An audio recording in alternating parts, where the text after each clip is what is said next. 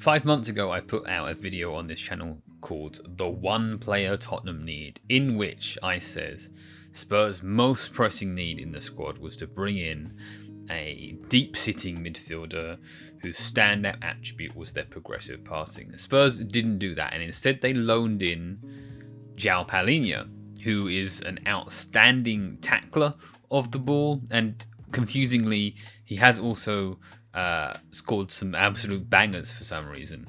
But realistically, he is an extremely limited player in possession, and in my opinion, his acquisition to the squad really only confounded the issues that are both prevalent within the squad, but also exacerbated by Thomas Frank's coaching. Frank is still in the job at the time of recording this video, and you can see that in how the progressive passing of, for example, Rodrigo Bentancur has deteriorated this season massively. Realistically, regardless of whether he is sacked by the time this video comes out, Thomas Frank isn't going to be in charge next season, and so Spurs need to be preparing for what comes next in a generic and safe way that builds the squad in quality without worrying too much about the specifics of the next coach. Although, of course, I think that we should be hiring towards technical possession football and working out our coach from that basis. So this is my list from last season. Some of these players are no longer realistic. Although you could argue Adam Wharton wasn't 6 months ago anyway. I would love to be able to add Elliot Anderson to January's list, but that's also just not realistic either. There are players, Douglas Luiz, Arden Jashari, I think Ayoub Boyadi, who have agreed, who have moved or are about to move. And then there's a couple of players, Angelo Stiller, Hugo Sotelo, who I really like still, but realistically, I think that their lack of physicality is too big of an issue, and I sort of made peace for that in the time being. And to be honest, the Premier League has been even more physical this season than it was last. Finally, there's a group of players at the bottom here who really profile more as number 8s, box-to-box midfielders, than they do 6s, and I should never really have considered them either. Spurs are actually kind of overstacked with box-to-box midfielders. We have 3 young talents who play that role in Bergvall, Archie Gray, and Pap Sarr, and honestly, we should be considering letting one of them go as we move into next season. So let's move on to my list for this January. There are a couple of familiar names, but let's start from the top.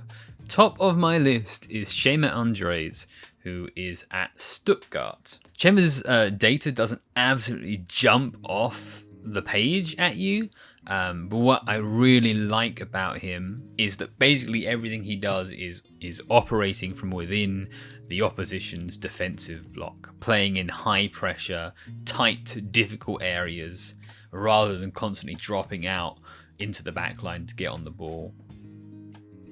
I really like this player, as much as he's only 20 and still a developing player, and I think he has some development still to go.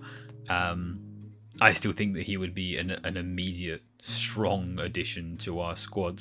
Now, he is a former Real Madrid Academy player, and the reports are that they have an option on him. Probably also they're going to be looking for a player of his profile too, but probably they're going to be looking for an absolute top of the line, go back to Adam Wharton and Elliot Anderson that we mentioned earlier, type player, and might feel that he's not ready for that huge Real Madrid jump up just yet, in which case maybe we can get in there at least for a couple of years. We did a more in-depth dive on Chema Andres on our Patreon page, so head to patreon.com/theextrainch if you'd like to see more of him. Second on the list is Manuel Locatelli. Is Locatelli realistic? Juventus are an absolute mess, even though he's their captain. I guess the other thing is that, and maybe it's mainly this season, but in opposition to Chema Andres, that we just talked about, he does spend a lot of time coming outside of the opposition's defensive block into the defensive line of Juventus to get on the ball, and he's always looking for like big pass. He's always looking for that Hollywood switch of play, ball over the top, absolute killer pass. But I think that he's just such a gifted player that he could easily adapt into a role where he's getting the ball in tighter areas and asked to sometimes do some simpler things. He's the oldest player on the list, but as much as I'm a believer in going young most of the time, I think that the squad now is so young, and this is an area where you want a near immediate first team impact, that I definitely don't mind going older here, and Locatelli is still a player I'd be considering. Sticking in Serie A, Nicolo Ravella is a player from the summer's list.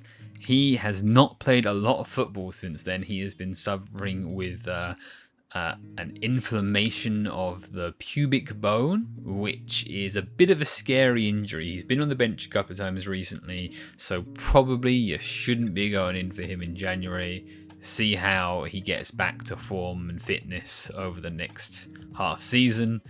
But I've left him on the list for reconsideration if Spurs don't bring in a player like this in the January window. A new addition is Leon Abdullahu of Hoffenheim. Young player breaking through, but plays that sitting role, sprays it about really nice. Again, another player that we have done a deeper dive on our Patreon. Go and check that out. I really like this guy. Now, you know, when I made this video, it was with the premise of us signing one player, but to be honest here, I think there's a pretty strong case for two. Maybe what we should be doing is bringing in one of these more experienced players to come in and hit the ground running, and then also one of these younger players like Abdullahu to come in as an understudy and backup. Another one from before, Lucien Agume. He was a player with all of the tools, a big frame, but still agile despite it. A technical player who can pick out a pass. Age 23, still hasn't put it together, hasn't shown the player he could be, but then he's been playing on pretty bad teams that whole time. If he comes to a better team, and hey, to be fair, right now Arsenal's a better team, could you expect to see him make a leap? I think so, because the tools are there, but he needs some coaching. If you're looking for a player to make an immediate impact and make that place their own from day one, I can understand some hesitation about Agume. Up next, Tyler Morton, former Liverpool Academy player. Do they have a buyback option or a sell-on fee perhaps?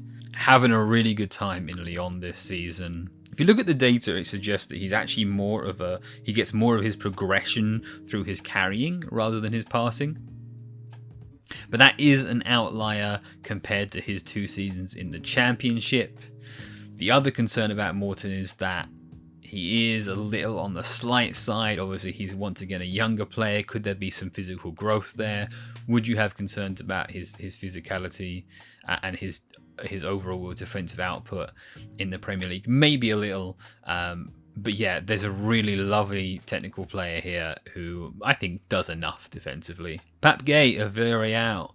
He plays alongside Parejo, so he's actually not his team's primary passing midfielder, but he still contributes quite a lot there. He's probably not the most agile player on this list, but I think a decent option. At 26, he has that experience without being on the old end where you're not expecting long-term value from him. Puts in a good shift defensively.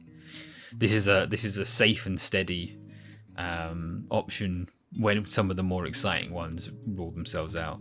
Alexander Stankovic, son of Dejan Stankovic.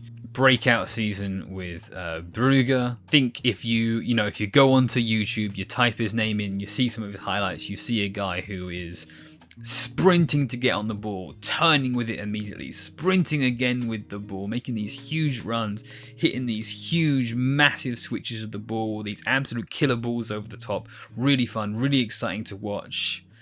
How much does that apply to playing in a top league where you get closed down instantly, where the defensive lines are better organised, where your physical attributes aren't standing out as much?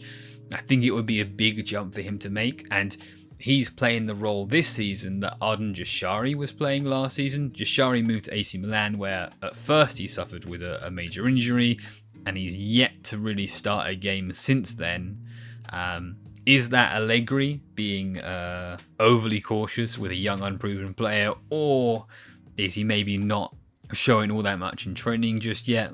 It's risky to buy a player from the Belgian league and expect him to be an immediate impact is risky. Obviously, there's a player here. Obviously, there's a talent here. But to expect him to come in and immediately hit the ground running is a bit of an ask.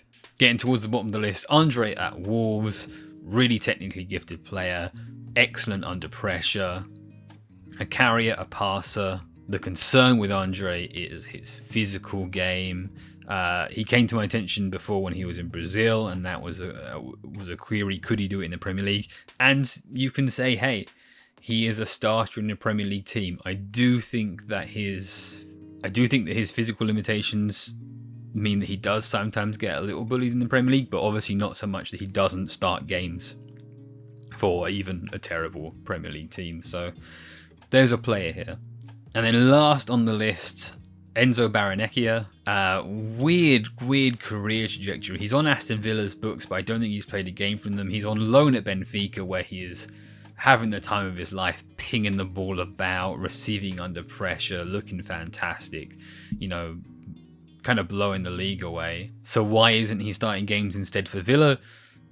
Maybe because he's really quite slow, and I think as the Premier League becomes more and more a transition league, and it really is right now, that speed is going to undermine him. He's going to get chewed up on the counter-attack sometimes. But still a player that I think is worth considering if you think you can protect him with some, Van de Ven running into the space behind him, playing alongside a more physical midfielder in Papsar, for example. So there's an option there. Obviously, he's at the bottom of the list, and there are some question marks over that bottom 4 players. But there definitely are some options out there for Spurs, and they've got to make this a top priority before left wing, bringing in a left wing starter, because we have Tell and Odobert, who, in my opinion, are fun, good young players who will develop with more game time. Before worrying about a left back, although maybe we've brought in a Brazilian kid. Before worrying about centre-back depth, this is our top need, and Spurs need to address it straight away. So that is my list, but is there someone I forgot? Let me know in the comments. Thanks for watching.